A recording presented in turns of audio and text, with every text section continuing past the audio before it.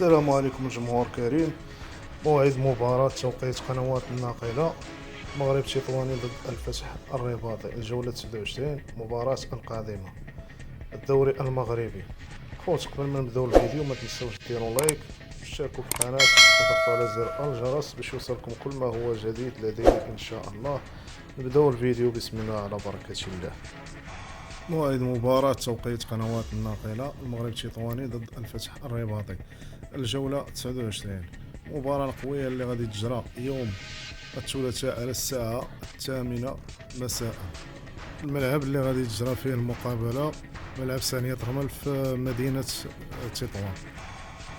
ترتيب الدوري المغربي: الفتح الرباطي في الرتبة الثالثة، لعب 28 مقابلة، النقاط 53 نقطة. المغرب التطواني في الرتبة 13، لعب 28 مقابلة، النقاط 29 نقطة.